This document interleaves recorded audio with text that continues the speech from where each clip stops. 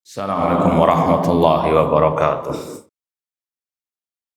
Innal hamdalillah nahmaduhu wa nasta'inuhu wa nastaghfiruh wa na'udzu billahi min syururi anfusina wa min sayyiati a'malina.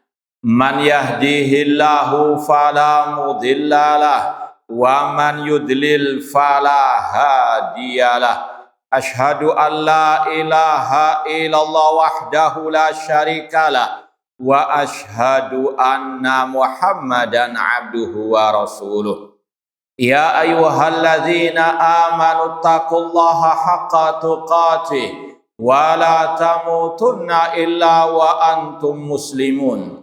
Ya ayyuhan nasu taqu rabbakumul ladzi khalaqakum min nafsin wahidah wa khalaqa minha zawjaha wa batha minhuma rijalan katsiran wa nisaa'a wattaqullaha alladzi tasaaluna bihi wal arham innallaha kana 'alaikum raqibah.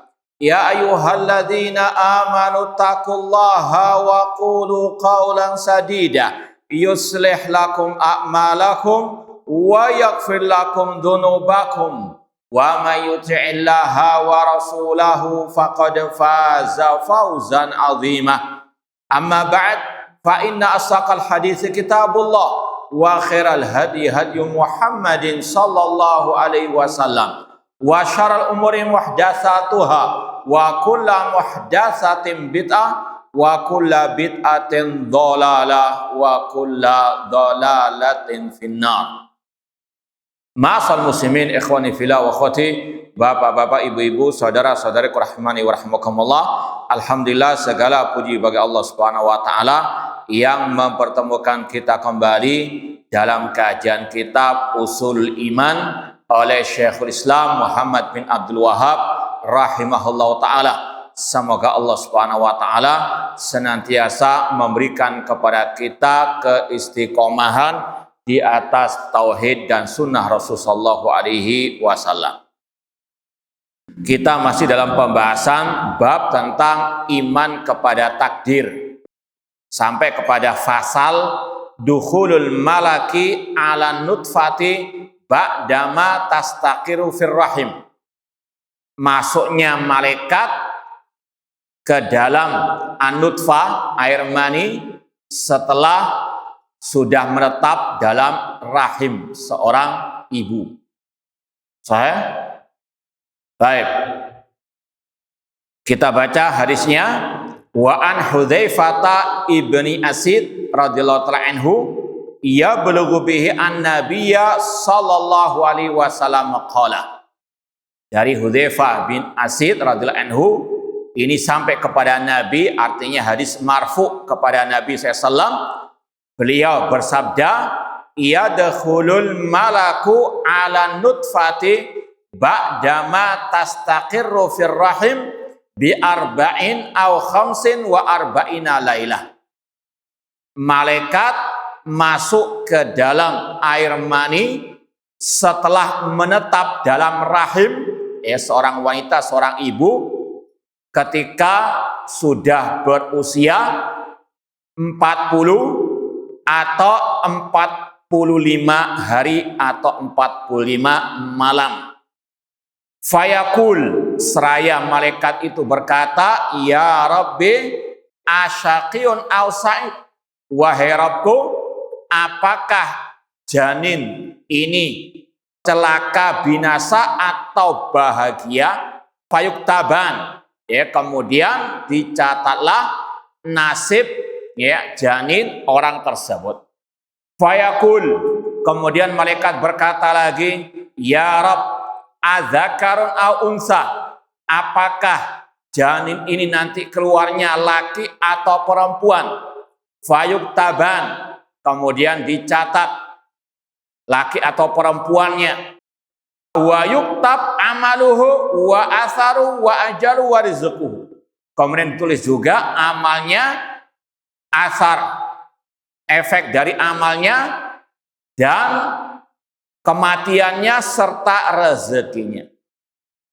Summa tutwas suhufu fala yuzadu fiha wala yunqas.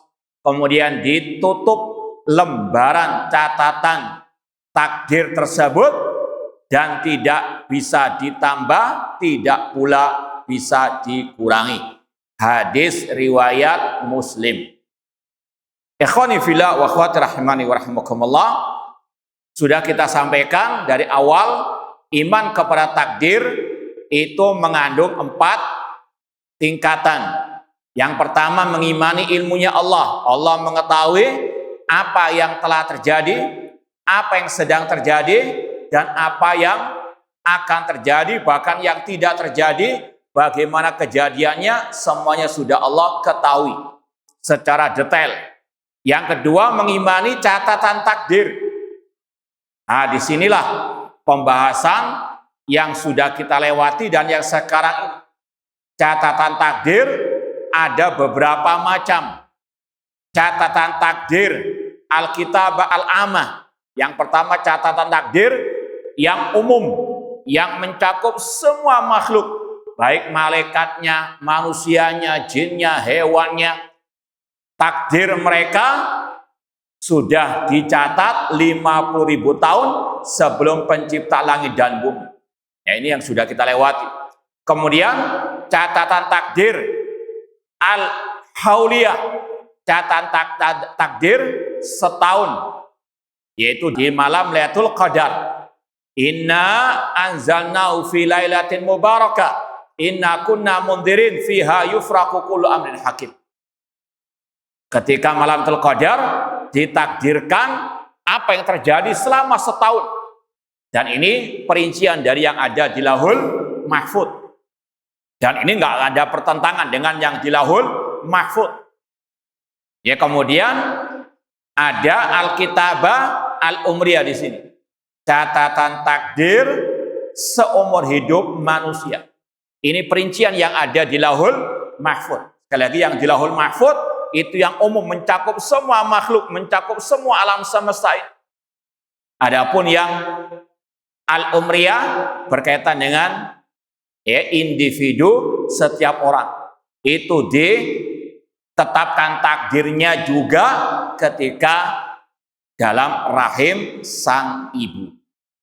Ikhwani fillah wa akhwati rahimani wa rahimakumullah. Kalau antum masih ingat hadis yang terakhir kemarin, yaitu hadis Abdullah bin Mas'ud radhiyallahu ta'ala anhu.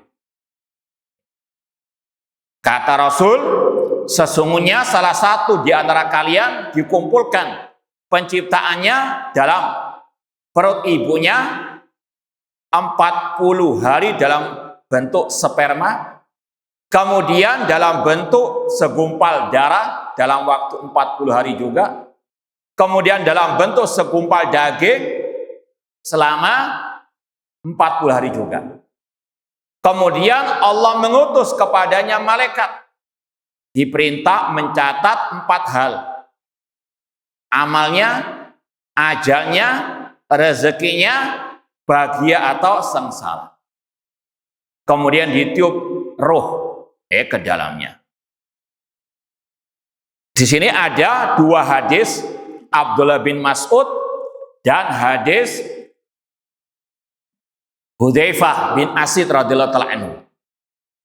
Kalau antum perhatikan, ada perbedaan atau sama persis dengan yang Abdullah bin Mas'ud tadi?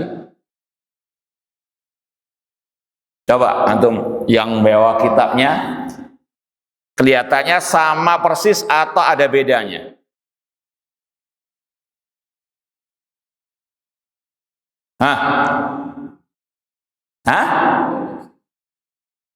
Redaksinya berbeda.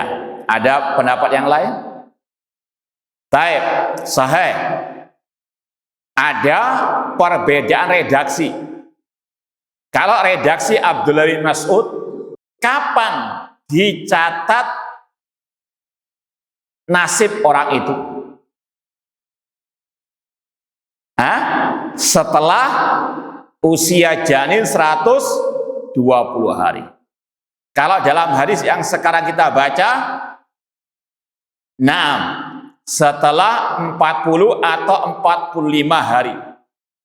Dari sinilah ulama berbeda pendapat juga. Tapi tetap hanya dengan satu kesimpulan, ketika 2 hadis itu sahih, nggak mungkin ada pertentangan. Cuma bagaimana cara mengkompromikan, cara menjamakkan, ini yang para ulama berbeda pendapat. Sebagian mengatakan redaksi yang lebih tepat kapan dicatatnya nasib, ya, nasib di sini mencakup amalnya, ajalnya, rezekinya, itu yang paling tepat dalam hadis Sahih Muslim ini, hadis Hudzaifah. Setelah 40 atau 45 hari. Artinya masih belum ditiup apa? Roh. Faham dong? Adapun hadis Abdullah bin Mas'ud ketika disebutkan dalam bentuk sperma, dalam bentuk segumpal darah, segumpal daging, itu hanya disebutkan urutan penciptaan janin, tapi tidak secara spesifik kapan dicatatnya nasib orang tersebut. Paham ya? Rasul di situ mengurutkan penyebutan penciptaan makhluk, mulai dari sperma, kemudian dalam bentuk segumpal darah, segumpal daging. Artinya tidak disebutkan secara berurutan setelah penciptaan dalam bentuk sperma kemudian dicatat, tidak. Ya, namun Rasul mengurutkan dulu bagaimana keadaan janin dalam rahim ibu. Paham dong? Nah, ini pendapat yang pertama. Bahwasanya yang lebih tepat itu redaksi Hudzaifah bin Asid. Pencatatan takdir setiap orang ketika dalam usia 40 atau 45 hari. Paham dong?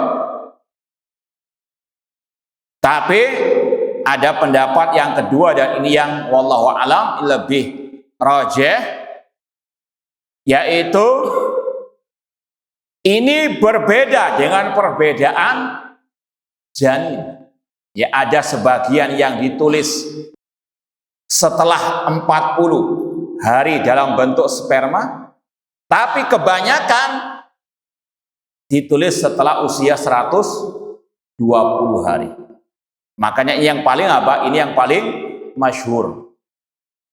Sebagaimana hadis siapa? Abdullah bin Mas'ud radhiyallahu anhu.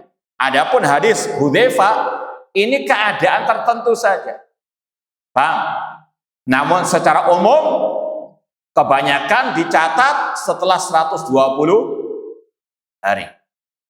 Wallahu taala alam. Ini khilaf di antara para ulama, ikhtilaf ijtihadi, yaitu dalam rangka mengkompromikan 2 hadis yang sama-sama sahih. Meskipun intinya ini catatan umriyah satu, ya, sekali lagi satu kesepakatan, ini adalah dalil tentang pencatatan takdir selama seumur hidup orang tersebut ketika masih dalam rahim sang ibu. Tapi kapannya, apakah setelah usia 40 hari dalam bentuk sperma kemudian ditulis, ataukah sampai 120 hari dulu baru ditulis? Ini yang khilaf di antara para ulama karena ada 2 redaksi yang berbeda. Paham dong? Ya, sekali lagi kesepakatannya yang pertama, nggak mungkin 2 hadis ini bertolak belakang, nggak mungkin bertentangan, nggak mungkin kontradiksi, karena dua-duanya sahih. Yang satu Bukhari Muslim, yang kedua hadis Muslim. Ya, sekali lagi dua-duanya sahih. Kesepakatan yang kedua, catatan al-umriyah, catatan seumur hidup orang itu ada dalam rahim sang ibu. Catatan umriyah ketika janin dalam rahim sang ibu, itu kesepakatan yang kedua. Cuma khilafnya pada hari keberapa dicatat. Paham? Ada yang mengatakan 40 ya atau 45 hari setelah di dalam rahim sang ibu dalam bentuk sperma tadi. Ada pendapat yang kedua mengatakan yaitu ketika sudah usia 120 hari, dan tadi ya cara menjamakkan dari kedua pendapat. Wallahu taala alam. Ma'asal muslimin ikhwani fillah wa akhwati rahimani wa rahimakumullah.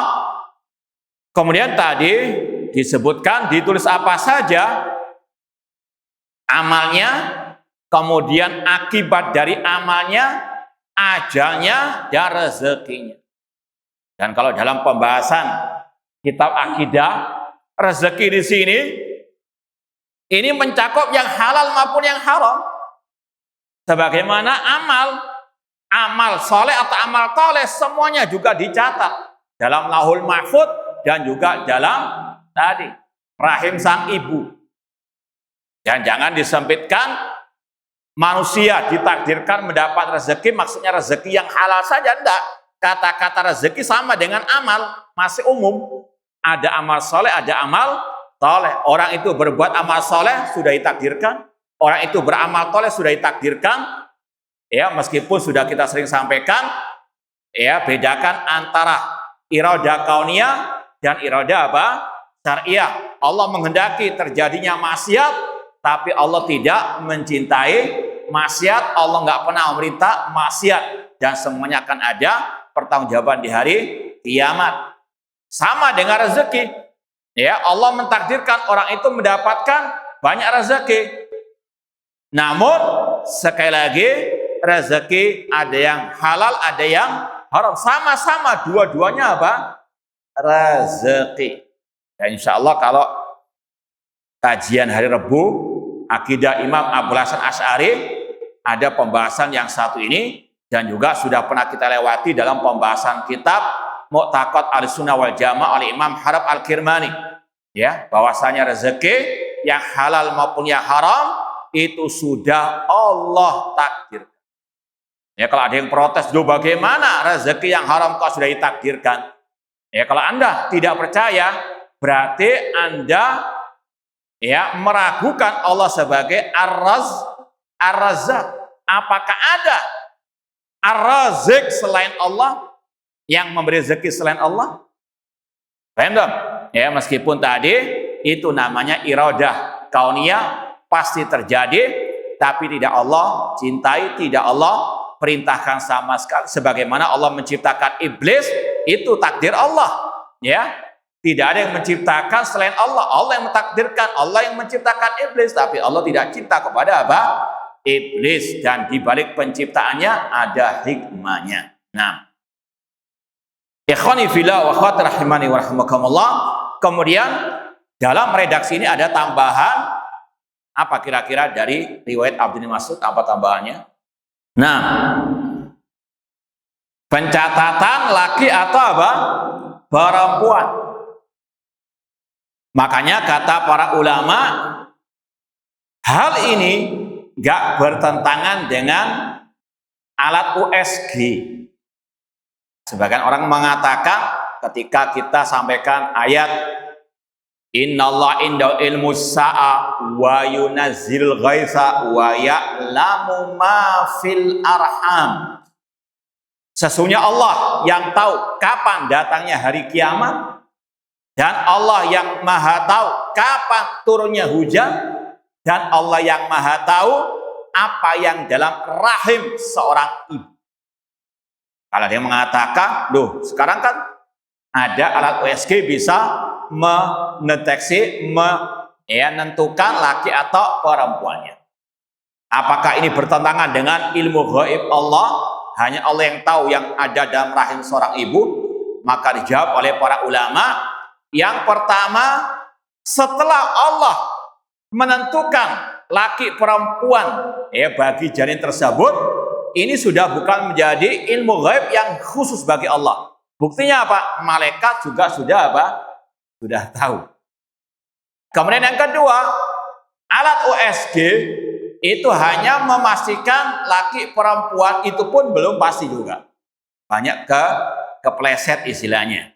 Yang ketiga, Yang dikatakan ya'lamu ma fil arham itu mencakup semua nasib sang janin tersebut secara terperinci.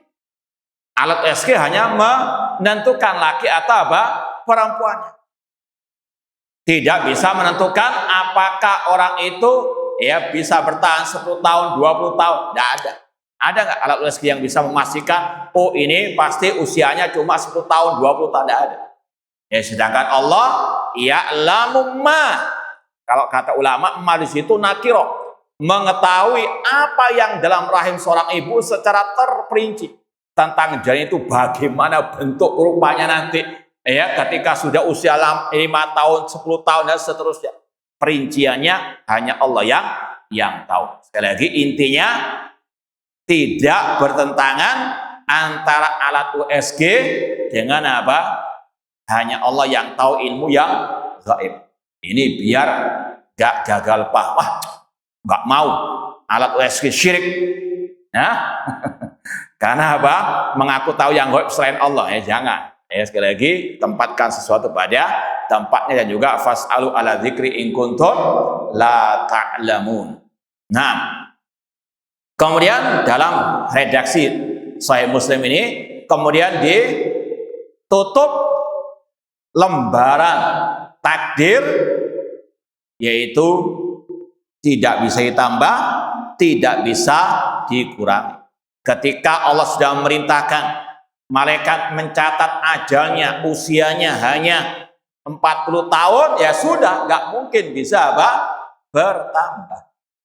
Entah dengan dia matinya karena sakit, entah dia matinya karena tabrakan, naudzubillah min dzalik, atau apapun sebabnya. Ini yang kita pelajari hari Rabu kemarin dari akidah Imam Abul Hasan Al-Asy'ari rahimahullah. Orang yang mayit, man mata au kutila bi ajali. Orang yang mati atau terbunuh, mati sesuai dengan takdir dari Allah Subhanahu wa ta'ala. Ini yang sudah kita sampaikan juga, berbeda dengan akidah kelompok Mu'tazilah yang mengatakan orang itu kalau terbunuh berarti orang itu mendahului takdir Allah. Naudzubillahi min dzalik. Kita katakan orang itu mati sesuai dengan yang ditentukan oleh Allah, meskipun dengan sebab macam-macam. Ta'addadatil asbab wal mautu wahidu. Sebab kematian banyak, tapi yang namanya mati satu, yaitu dengan takdir dari Allah Subhanahu wa ta'ala. Orang itu mati bunuh diri dengan takdir Allah, tapi Allah nggak ridho dengan caranya dia bunuh diri tersebut. Bahkan diancam, man qatala nafsahu bisyai'in udziba biyaumal qiyamah. Barang siapa membunuh dirinya dengan sesuatu, dia akan diadab dengan sesuatu itu pada hari kiamat. Namun kematiannya sudah Allah takdirkan, sudah tertulis dalam Lauhul Mahfuz. Dia mati usia 40 tahun karena dia bunuh diri. Sudah tertutup semuanya, sebabnya, akibatnya tertulis semuanya. Nah, dan sekali lagi, fala yuzadu fiha wala yuqas, tidak bisa ditambah, tidak bisa berkurang. Adapun kalau yang sering tanyakan, bagaimana dengan hadis Rasul, la yardul qadha ila doa, tidaklah menolak takdir kecuali doa. Maka dijawab oleh para ulama, yang bisa berubah itu apa yang dicatatan malaikat.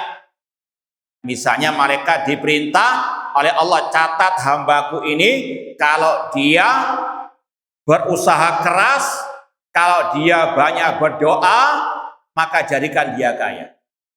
Ini yang disebut dengan takdir mu'allaq, ada catatan apabila. Nah, ketika orang itu nggak mau bekerja, ketika orang itu nggak mau berdoa, maka nggak berubah takdir, ya miskin terus. Nggak pernah belajar, nggak pernah berdoa minta tambahan ilmu, ya tetap bodoh terus. Ini yang bisa berubah, yaitu apa yang ada dalam catatan malaikat. Adapun yang di Lauhul Mahfuz, rufiatil aqlam wa jafati as-suhuf. Atau makna menolak takdir itu sebelum dipatenkan di dalam Lauhul Mahfuz. bahwasanya dalam Lauhul Mahfud itu tercatat kan semuanya, mulai dari dia lahir, bahkan sebelum lahir, kemudian dia ketika usia balik, dia rajin belajar, terus kemudian berdoa, minta tambah ilmu, kemudian Allah jadikan dia pinter, pandai, alim. Dulunya apa? Jahil.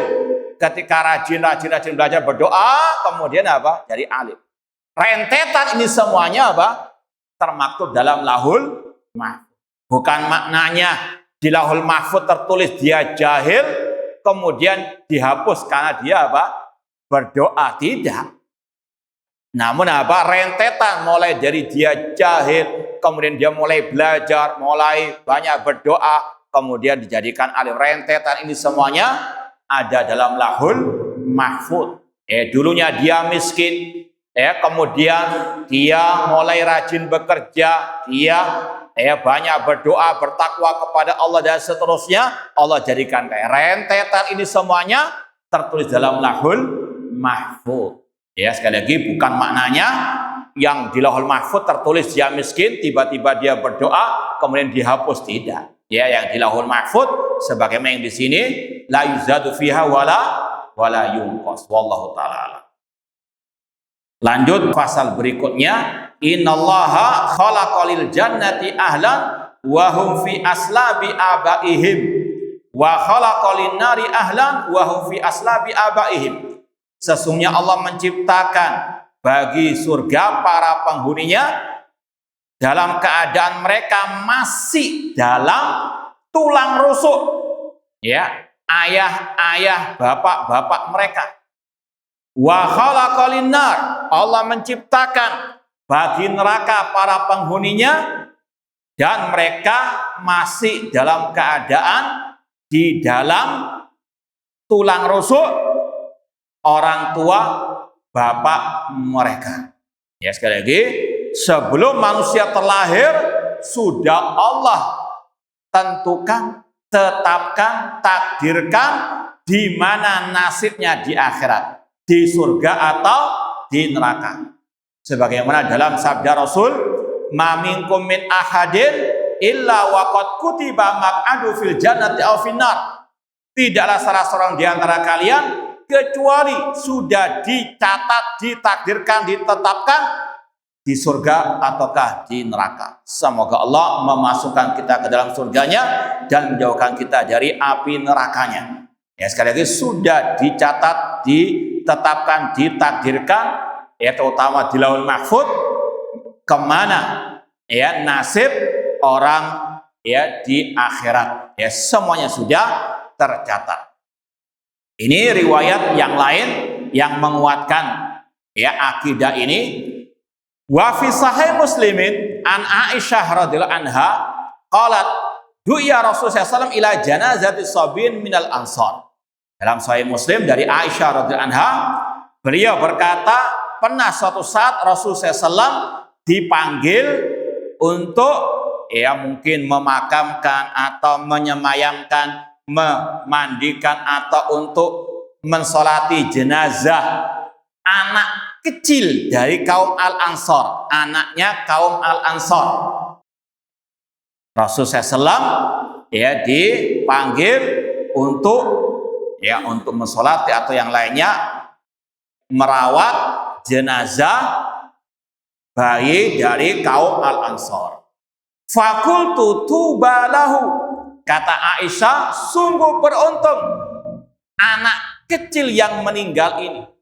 Usfurun min asafil jannah. Kalau usfur secara bahasa artinya burung pipit. Artinya dia sebagai penghuni surga. Lam ya'mal su'an wa lam yudriku. Karena dia tidak pernah berbuat kejelekan sama sekali. Faqal, maka Rasul pun menegur Aisyah radhiyallahu anha. Awa ghaira dzalik ya Aisyah, apakah ada ucapan lain wahai Aisyah selain yang engkau ucapkan tadi? Kemudian Rasul mengatakan, innallaha khalaqalil jannati ahlan khalaqahum laha. Ini inti babnya. Sesungguhnya Allah menciptakan bagi surga para penghuninya. Ya sudah Allah pastikan, sudah Allah takdirkan, sudah Allah tetapkan. Wahum fi aslabi abaihim. Ketika mereka masih dalam tulang rusuk ayah mereka. Wa khalaqalin nari ahlan khalaqahum laha wa hum fi aslabi abaihim. Demikian pula Allah sudah menciptakan, sudah mencatat, mentakdirkan, menetapkan bagi neraka para penghuninya. Dan mereka masih dalam tulang rusuk ayah mereka. Hadis riwayat Muslim. Sekali lagi, bab ini jelas terang benderang. Surga, neraka sudah Allah tetapkan siapa saja para penghuninya. Ya, sekali lagi, di Lauhul Mahfuz sudah tercatat siapa penghuni neraka, siapa penghuni surga. Contoh, ya, Abu Lahab, sebelum tercipta Abu Lahab, bahkan sebelum terciptanya langit dan bumi, ya, 50.000 tahun sebelum pencipta langit dan bumi, ya sudah dicatat Abu Lahab sebagai penghuni api neraka. Sudah ditetapkan, tidak mungkin meleset. Demikian pula sebaliknya, Allah sudah mentakdirkan Abu Bakar, Umar, Utsman, Ali, ya, dan 10 sahabat yang lain itu pasti masuk surga. Sudah Allah tetapkan sebelum Allah menciptakan mereka. Bahkan sebelum tadi 50.000 tahun penciptaan langit dan bumi. Ini sekali lagi yang harus diyakini. Kemudian dalam hadis ini ada pembahasan lain dan juga khilaf di antara para ulama tentang atfalul musyrikin. Tentang anak-anak kecil yang belum baligh yang mati dari anak-anak kaum musyrikin. Adapun atfalul muslimin fil jannah. Adapun anak-anak kecil dari kaum muslimin yang meninggal dunia, ijma ulama mengatakan mereka di surga. Kita baca agak sedikit panjang ucapan Imam An-Nawawi rahimahullah. Ajma'a man yu'taddu bihi min ulama'il muslimin ala anna man mata min atfalil muslimin fahuwa min ahlil jannah. Kata Imam An-Nawawi rahimahullah, telah sepakat ulama kaum muslimin bahwa yang meninggal dunia dari anak-anak kecil atfal kaum muslimin, maka dia termasuk penghuni surga. Dan ini juga merupakan kabar gembira bagi mereka yang ditinggal mati oleh anak-anaknya yang masih belum baligh. Artinya jangan terlalu larut dengan kesedihan. Sedih boleh, cuma apa? Ini sebagai penghiburnya. Ya, kata Imam Nawawi, ijma ulama ahlus sunnah yang meninggal dari atfal kaum muslimin itu pasti di surga. Li'anna laysa mukallafan, karena dia bukan mukallaf yang diwajibkan, dibebani kewajiban. Wa tawaqqafa fihi ba'dhu man la yu'taddu bihi li hadisi Aisyah hada.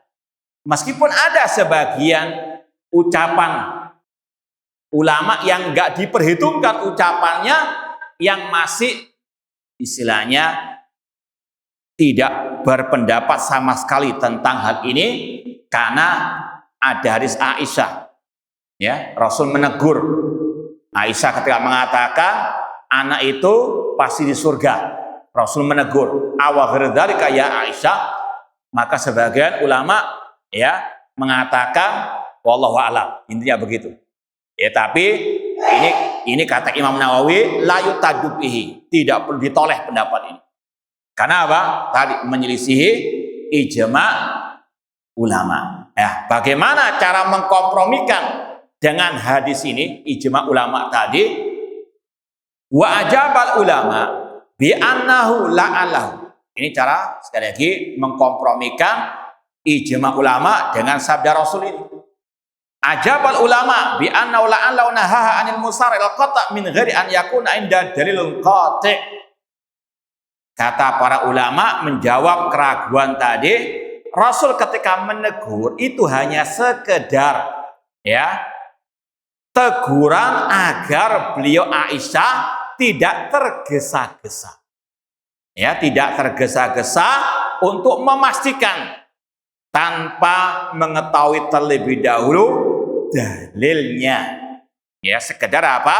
Teguran. Ini wallahu alam, ini sekedar menguatkan lagi pemahaman tentang hal ini. Umar bin Khattab yang masyhur riwayat kisahnya ketika didatangi seorang sahabat Rasul ngetuk pintu 3 kali ya nggak dibukakan, sang sahabat tadi pergi ya. Kemudian Umar bin Khattab menegur, kenapa ente kok nggak nambah ya ngetukkan agar aku bukakan? Kata sahabat tadi, aku mendengar Rasul mengatakan manisa dana salasan falam yudalam falyarji.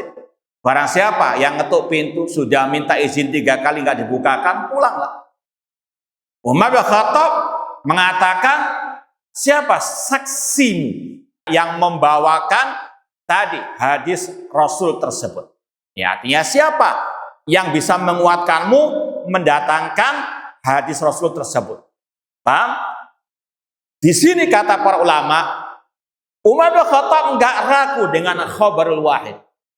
Ini sebagian orang mengatakan itu buktinya Umar bin Khattab nggak mau menerima khabar dari bukan itu ya, namun Umar bin Khattab meminta saksi itu agar orang-orang tidak bermudah-mudahan menyampaikan hadis itu saja. Pelajaran yang diinginkan oleh Umar bin Khattab radhiyallahu taala anhu, bukan kalau khabar wahid satu orang rawi nggak diterima, tidak. Paham? Sama demikian. Rasul hanya memberikan teguran, nasihat, jangan tergesa-gesa. Paham dong? Nah. Kemudian kama angkara ala Sa'ad bin Abi Waqqas fi qauli ati innila arahum mu'minan. Kisahnya juga sama, mirip dengan Sa'ad bin Abi Waqqas ketika Rasul membagikan harta rampasan perang. Ada satu orang yang nggak diberi oleh Rasul. Sa'ad bin Abi Waqqas bertanya kepada Rasulullah, ya Rasulullah, kenapa engkau nggak memberi si fulan wa huwa mu'min, sedangkan dia orang yang beriman? Maka Rasul mengatakan, awa musliman, apakah engkau nggak mengatakan dia muslim saja? Ya, ini juga sama. Bukan Rasul meragukan keimanan orang itu. Cuma tadi memberikan pengajaran, jangan mudah-mudahan tergesa-gesa memberi rekomendasi. Paham dong? Nah, ini mirip dengan kisah Aisyah tadi. Bukan maksudnya anak muslim nggak di surga, bukan. Ya, tapi agar tidak tergesa-gesa memastikan sebelum mantap dalilnya, itu intinya. Nah, atau kata pentahqiq di sini, wa yahtamil annahu sallallahu alaihi wasallam qala hadza qabla an ya'lam anna atfaral muslimin fil jannah. Atau kemungkinan yang kedua bisa jadi karena memang banyak riwayat tentang hal ini. Pernah ditanya apakah mereka di surga, ada ucapan wallahu a'lam. Maka dikatakan bisa jadi Rasul mengatakan demikian sebelum turunnya wahyu dari Allah bahwasanya atfal, anak-anak kecil kaum muslimin di surga. Bisa jadi riwayat Aisyah ini Rasul menegur karena belum turun wahyu kepada beliau. Namun setelah turunnya wahyu, maka tadi para ulama sepakat. Nanti akan ada penjelasan lebih lanjut dari Imam Ibnu Katsir, dan beliau mendatangkan banyak riwayat dengan berbagai macam redaksinya. Kemudian falamma alima qala dzalika fi qouli sallam ma min muslim ila akhirih. Baik. Footnote baliknya, lanjutannya. Amma atfal musyrikin, adapun atfal kaum musyrikin fafihim salah satu madzhab. Sekali lagi, kalau atfal kaum muslimin, sekali lagi ijma ulama mengatakan mereka di mana? Di surga. Adapun atfal anak-anak kaum musyrikin kalau meninggal dunia sebelum balik, ada 3 pendapat ulama. Qalal aksarun, kebanyakan mengatakan hum finnar taba' li abaihim. Pendapat yang terbanyak mereka di neraka karena mengikuti orang tua mereka. Meskipun kata-kata pendapat kebanyakan bukan berarti yang paling benar. Ya, sekali lagi nggak mesti yang mayoritas itu apa? Benar, meskipun itu pendapat mayoritas ulama. Dan ini juga mereka ya bukan asal-asalan berpendapat. Ya, dalam hadis ya sekali lagi nanti akan kita baca sebagian dari ucapan Ibnu Katsir, ada riwayat hum tabaun li abaihim. Kata Rasul, anak-anak mereka mengikuti orang tua mereka. Makanya ini yang dipakai pedoman oleh pendapat pertama. Wa tawaqqafat ta'ifatun minhum. Sebagian lagi mengatakan wallahu a'lam. Ya, enggak punya pendapat. Wasalis wa huwa sahih. Kata pentahqiq, ala idaba ilal muhaqqiqun annahum min ahli jannah. Mereka di surga. Ini pendapat yang ketiga. Tapi kita tambahkan lagi pendapat yang keempat. Ya, sekali lagi ini dari pentahqiq. Wallahu alam, kok kelewatan pendapat yang keempat, meskipun itu yang ana lebih condong untuk merojehkan. Jadi sekali lagi, kalau menurut pentahqiq, yaitu Syekh Basim Al-Jawabira, ada 3 pendapat tentang atfal kaum musyrikin, apakah di surga atau di neraka. Pendapat yang pertama mengatakan di neraka. Pendapat yang kedua, absen istilahnya ya, nggak punya pendapat sama sekali. Yang ketiga, di surga. Ini sekali lagi, ada pendapat yang keempat nggak disebut oleh pentahqiq. Padahal ini yang masyhur dari Imam Ibnu Katsir. Kalau yang punya tafsir nanti lihat surat Al-Isra, ya, tafsir surat Al-Isra ayat belasan itu. Wa ma kunna mu'adzibina hatta nab'atsa rasula.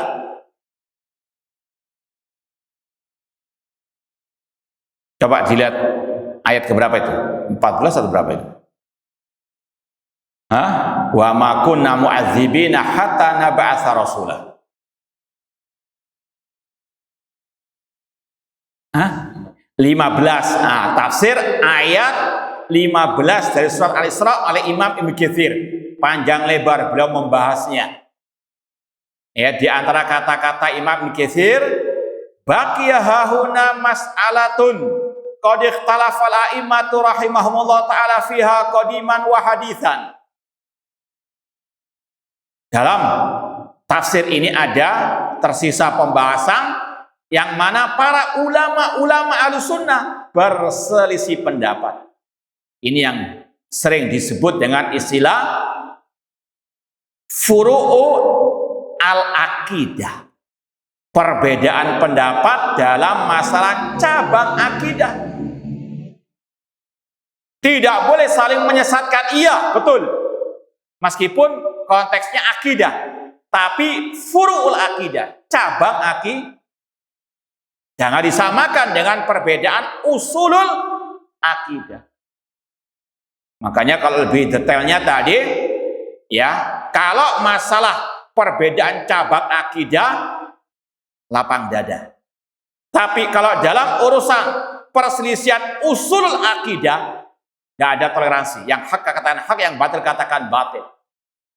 Itu adalah perbedaan antara Ahlussunnah dengan Ahlul-Bid'ah. Jadi kalau bedakan antara prinsip-prinsip akidah dengan cabang-cabang akidah. Maka jangan mengatakan itu ulama saja berselisih masalah akidah. Apa itu? Masalah akfalul musyrikin. Iya, masalah akidah, tapi itu cabang akidah. Makanya enggak ditegaskan dalam kitab-kitab akidah salaf. tidak dimasukkan dalam apa? Usulus sunnah. Paham dong? Ya, beda dengan masalah misalnya Allah dilihat di surga yang menyelisih mubtadi, yang memberontak kepada pemimpin kaum muslimin mubtadi, yang mencela sahabat mubtadi. Gak ada khilaf, itu usulul akidah. Paham ya? Ya, maka sekali lagi hati-hati dengan orang-orang yang jahil atau yang pura-pura jahil ketika ingin menutupi ya kesesatan tokohnya, mengatakan ulama salah saja berselisih masalah akidah. Contohnya di sini misalnya, atau yang mirip dengan ini masalah furu' akidah.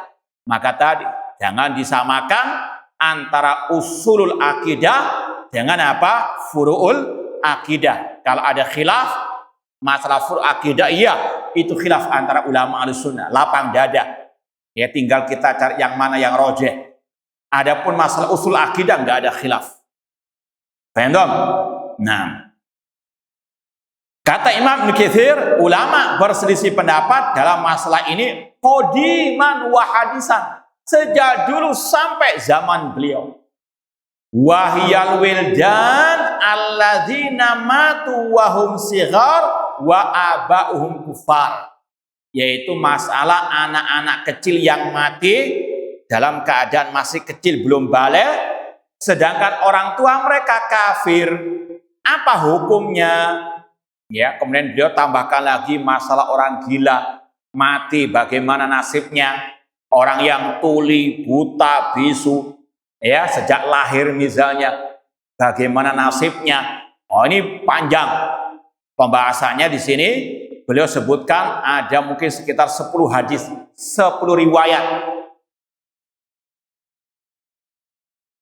Namun terakhir berkaitan dengan anak-anak kecil, ya kaum musyrikin, beliau memiliki pendapat yang lain, yaitu mereka akan diuji di hari kiamat.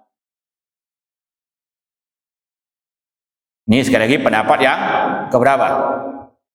Yang keempat. Ana baca setelah beliau membawakan hadis yang ke-10. Jadi beliau membawakan dalam pembahasannya ada 10 redaksi hadis yang berbeda-beda. Kemudian beliau mengatakan wa minhum man dzahaba ila annahum yumtahanun yaumal qiyamah fil arasat.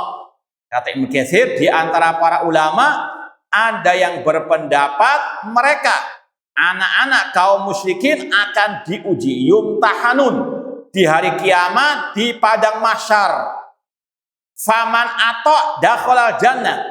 Barang siapa yang mentaati Allah, dia masuk surga. Dalam redaksi hadisnya ada nanti kalau kita sempat akan baca, yaitu diperintah masuk neraka atau api. Ya. Kalau mereka taat langsung masuk surga. Paham? Itu ujiannya, masuk api. Ya, tapi kalau nggak mau dimasukkan neraka, betulan. Itu ujiannya. Ya, ini sekali lagi kata Ibnu Katsir, yumtahanun yaumal qiyamah. Kemudian kata beliau, wa hadzal qaul yajma' bainal adillati kulliha. Pendapat terakhir inilah yang benar karena menggabungkan antara banyak dalil-dalil. Paham dong? Yang berpendapat mereka di surga, yang berpendapat mereka di neraka langsung, itu hanya mengambil satu hadis. Yang satu hadis diambil yang lain. Kalau ini menggabungkan. Ya, mana hadis yang menggabungkan ini? Kita mau baca dulu hadisnya biar lebih mantul. Kata Rasul SAW di sini,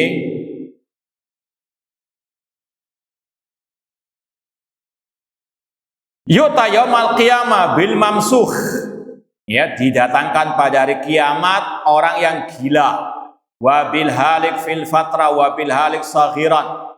Didatangkan pada hari kiamat orang yang gila orang yang mati sebelum diutusnya Rasul dan orang yang mati saghiran, masih kecil. Ya, kemudian disampaikan fayaqul mamsuh, orang yang gila mengatakan, ya Rabb, lau ataitani aklan maka naman ataitahu aklan bi as'ada minni.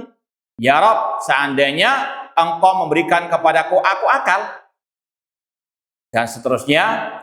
Kemudian fayaqul Rabb, ya azza wa jalla, anak kecil juga mengatakan tadi, ya alangkah sekali lagi kalau engkau ya Rabb memberikan aku usia panjang. Maka Allah mengatakan, inni amurukum bi amrin fatuti'uni. Allah mengatakan kepada semuanya, yang gila ataupun yang mati dalam keadaan kecil atau mati sebelum diutusnya Rasul, apakah kalian mau mentaatiku jika aku perintah, yaitu sekarang di padang mahsyar ini? Fayaqul na'am, mereka mengatakan iya. Fayaqul idhabu fadkhulun nar, pergilah kalian semuanya, masuklah ke dalam api. Ya, perintah Allah. Qal, kemudian dikatakan walau dakhaluha ma darratum, ya seandainya mereka masuk ke api itu enggak mungkin mencelakakan mereka, karena dengan perintah Allah. Kemudian yang terakhir, ya ketika mereka ya tidak mau masuk api tersebut, maka mereka pun ya dimasukkan ke dalam api neraka.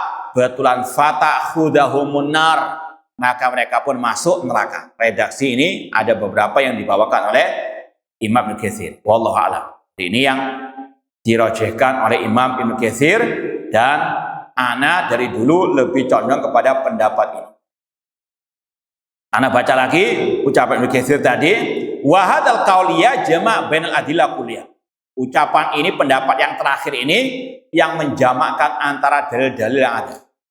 Wa qasarahat bil ahadits mutaqaddimah al muta'addidah asyahid ba'dhu bi ba'din, dan hadis tentang ini saling mengokohkan. Wa hadzal qaul huwa alladhi hakau Syekh Abdul Hasan Ali bin Ismail al-Asy'ari an ahli sunnati wal jamaah. Dan ucapan ini, pendapat ini dinukilkan oleh Imam Abdul Hasan al-Asy'ari, ya dari ahli sunnah wal jamaah. Wa huwa alladhi nasara al-Hafidz Abu Bakar al-Baihaqi fi kitab al-I'tiqad, dan pendapat ini juga dikuatkan oleh al-Baihaqi dalam kitabnya al-I'tiqad. Wa kadzalika ghairu min muhaqqiqil ulama wal huffaz wan nuqad, dan ini juga dikuatkan oleh pendapat pakar-pakar ulama, para hafidz, an-nuqad, ya dan seterusnya. Wallahu taala a'lam. Nah, taib, sekarang pindah pasal berikutnya. Kullu syai'in biqadar, segala sesuatu itu dengan takdir. Wa an Ibni Umar radhiyallahu anhuma qala Rasul sallallahu alaihi wasallam, kullu syai'in biqadarin hatal ajaz wal kais. Segala sesuatu dengan takdir sampai masalah al ajaz wal kais, kelemahan dan kepintaran. Rawahu Muslim. Dan ini yang sudah kita tegaskan dari awal, semua itu terjadi dengan kehendak Allah. Masya Allah kana wa malam yasha lam yakun. Apa yang Allah kehendaki pasti terjadi, dan apa yang tidak Allah kehendaki tidak mungkin terjadi.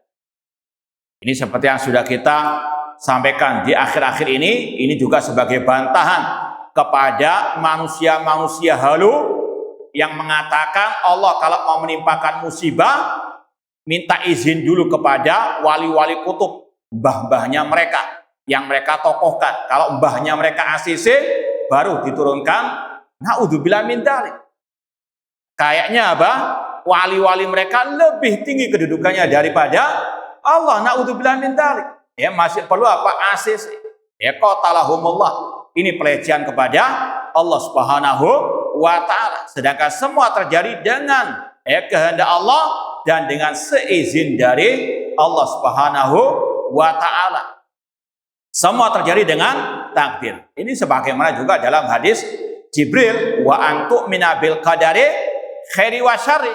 Engkau beriman kepada takdir yang baik maupun yang jelek. Semuanya dengan takdir Allah. Karena Allah Rabbul Alamin. Allah khaliqu kulli syai'.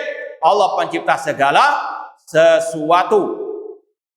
Adapun al-ajaz kalau di footnote diartikan adamul qudrah, ketidakmampuan. Wakila tarku ma yaji fi'luhu, atau ada yang mengatakan al-ajaz artinya meninggalkan yang wajib untuk dilakukan. Wa taswif bihi, atau menunda-nunda dari waktunya. Wa takhiru an waktihi. Wal kais didul ajaz ay an-nasyat, rajinnya orang itu beramal. Intinya segala sesuatu. Seperti yang sering kita contohkan, kita sekarang ini hadir, ya berapa jumlah orangnya, apa yang dibicarakan, ya siapa yang ngantuk, siapa yang masih segar buger, ya semuanya komplit, ya tidak ada yang meleset dari apa yang Allah catat dalam Lauhul Mahfuz. Nggak mungkin, ya nggak sama dengan ilmunya Allah, sama dengan ilmunya Allah yang al-azali. Ya, sekali lagi semuanya dengan takdir Allah. Dan ini diantara faedahnya kita lebih mengokohkan tauhid kita kepada Allah, lebih kita bertawakal kepada Allah Subhanahu wa taala. Ya, dan juga kita bahagia ya kalau kita mendapatkan nikmat, maka kita bersyukur kepada Allah. Karena ini nikmat dari Allah, kita bisa hadir di majelis ini karena ya takdir Allah, karena nikmat dari Allah, kita syukuri. Kalaupun ada musibah, itu ya takdir musibah dari Allah, dan Allah banyak menjanjikan pahala dan diangkatnya derajat dan seterusnya. Ya, maka hati tenang dengan beriman kepada takdir Allah. Kita lanjutkan bab berikutnya atau fasal berikutnya. Wa makna qaulillah, makna firman Allah, tanazzalul malaikatu warruhu fiha. Para malaikat turun dan juga malaikat Jibril turun fiha, di dalamnya. Nya di situ kembali kepada apa? Hah? Fiha. Kembali kepada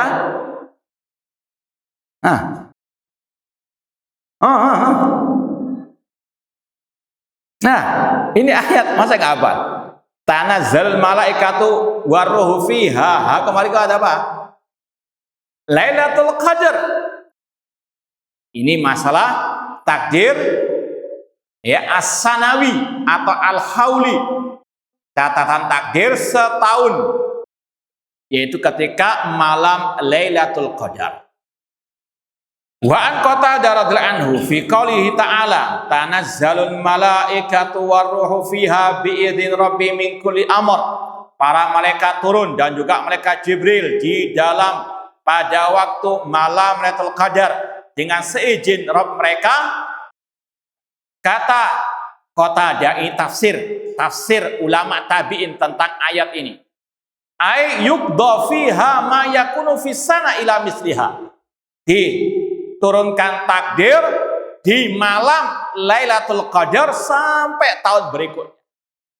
Seperti yang kita contohkan tadi, kita sekarang kumpul di hari ini. Apa yang kita bicarakan, semua gerakan kita, diamnya kita sudah ditetapkan tahun yang lalu ketika malam Lailatul Qadar di bulan Ramadan tahun yang lalu. Dan apa yang terjadi? Bukan hanya berkaitan ini, semuanya sampai setahun lamanya, sampai Lailatul Qadar bulan Ramadan ya sebentar lagi. Semoga Allah mempertemukan kita dengan bulan Ramadan dalam keadaan iman wahtisaban, sehat wal afiat, dan juga semoga Allah mempertemukan kita dengan malam Lailatul Qadar.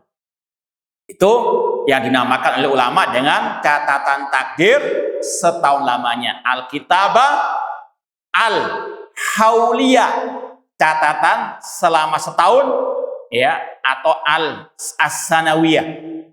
Ya, atau at-takdir al-hauli, at-takdir as-sanawi. Dan ini juga perincian dari yang sudah ada di Lauhul Mahfuz. Nggak akan ada pertentangan. Cuma ini perincian tiap tahunnya diturunkan lagi di malam Lailatul Qadar. Kemudian kata Syekhul Islam Muhammad bin Abdullah rahimahullah, wa qad ruwiya makna dzalik an Ibni Abbas radhiyallahu taala anhuma. yang semakna dengan ini juga disampaikan oleh Abdullah bin Abbas radhiyallahu taala anhuma wal Hasan wa Abi Abdurrahman As-Sulami wa Sa'id bin Jubair wa Muqatil. Sekali lagi ini adalah pendapat ulama salaf dari kalangan sahabat, tabi'in ataupun tabi'u at-tabi'in.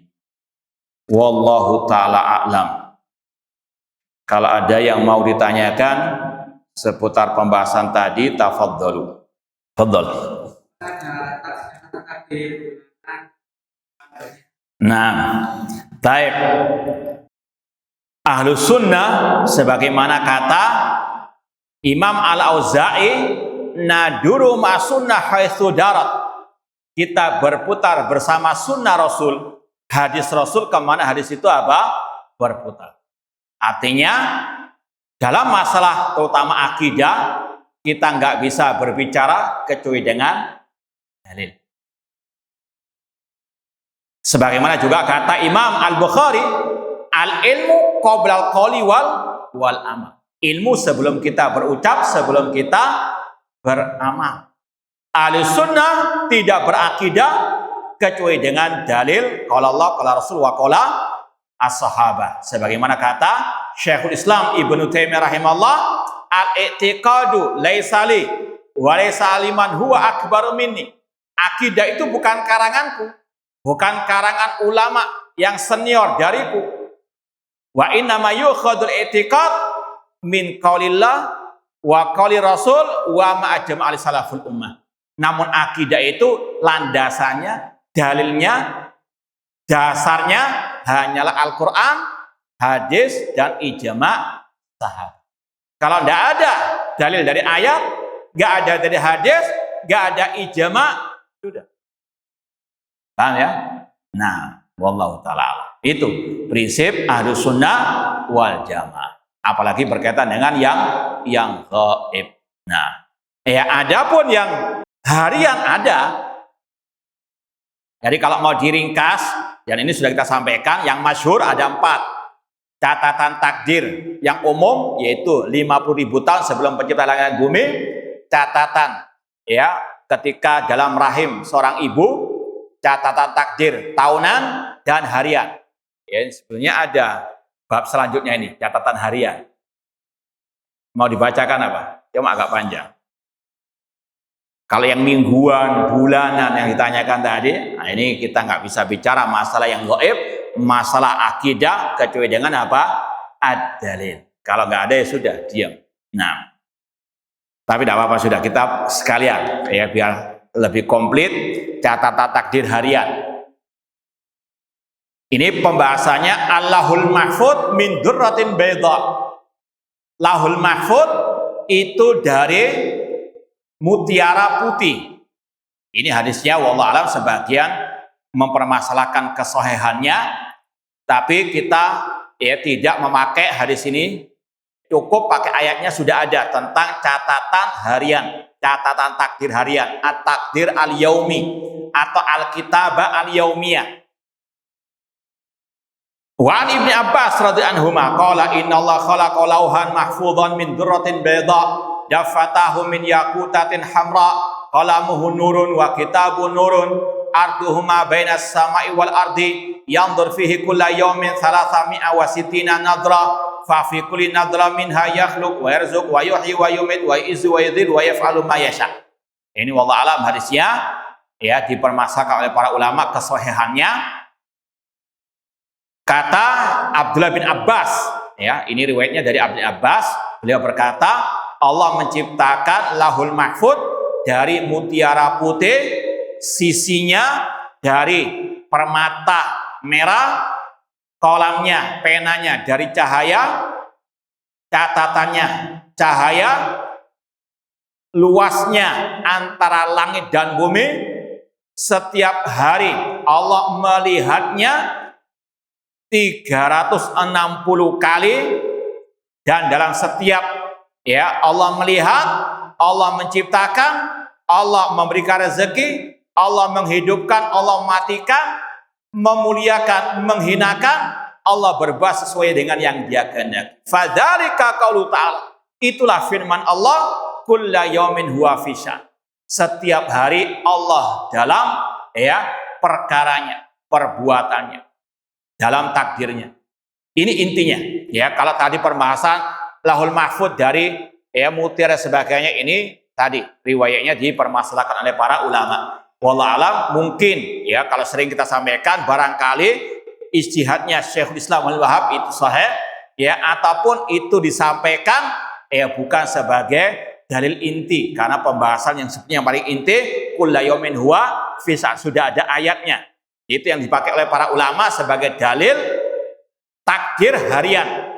Ya, apa takdir harian? Yaitu tadi Allah menghidupkan, tiap hari Allah mematikan, tiap hari Allah memuliakan, menghinakan dan seterusnya, memberikan rezeki. Itu namanya takdir al-yaumi. Wallahu ta'ala alam. Kemudian dibawakan ucapan Ibnu Qayyim rahimahullah. Qala Ibnu Qayyim rahimahullah, lamma dzakara hadil ahadits wa ma fi ma'naha qala. Setelah Ibnu Qayyim ya, dan sudah kita sampaikan, kalau mau referensi yang panjang lebar, kupas tuntas masalah takdir, bukunya Ibnu Qayyim rahimahullah Syifaul Alil.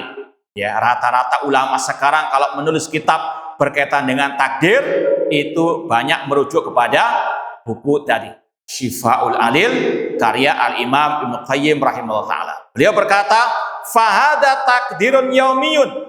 Inilah takdir perharinya. Kullu yaumin huwa fi sya'n. Waladhi qablahu takdirun hauli. Sebelumnya takdir tahunan. Ketika malam Lailatul Qadar. Waladhi qablahu takdirun umri. Sebelumnya takdir apa? Setiap janin dalam rahim sang ibu. Inda ta'aluqin nafsi bihi. Waladhi qablahu kadzalika inda awali takhliqi wa kauni mudghatan. Demikian pula yang sebelumnya berkaitan dengan takdir ketika dia diciptakan dalam rahim sang ibu. Waladhi qablahu takdirun sabiqun ala wujudi lakin ba'da khalqis samawati wal ard. Sebelumnya catatan takdir di Lahul Mahfud 50.000 tahun sebelum pencipta langit dan bumi. Waladhi qablahu takdirun sabiqun ala khalqis samawati wal ardi bi 50 alfasana. Wa kullu wahid min hadhihi taqadir katafsil minat takdir sabiq. Dan takdir-takdir ini tadi saling menguatkan. Yang di Lahul Mahfud itu yang umum, setelahnya itu perinciannya. Ya, yang di Lahul Mahfud itu yang umum mencakup semua makhluk, yang dalam rahim, yang tahunan, yang harian, itu perincian yang ada di Lahul Mahfud. Tidak ada kontradiksi, nggak ada pertentangan. Wa fi dzalik dalilun ala kamali ilmi Rabb wa qudrati wa hikmatihi. Dan intinya semua ini ya adalah dalil tentang kesempurnaan ilmunya Allah dan kekuasaan Allah dan hikmahnya. Wa ziyadati ta'rifi al-malaika, dan juga untuk menambah pengetahuan tentang para malaikat wa ibadin mu'minin binafsi wa asma'ihi, ya, agar Allah menampakkan kepada para malaikatnya, hamba-hambanya, tentang dirinya dan tentang nama-namanya. Wallahu ta'ala a'lam. Ada lagi yang mau ditanyakan?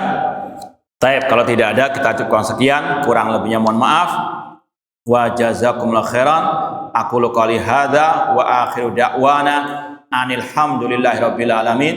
Wassalamualaikum warahmatullahi wabarakatuh.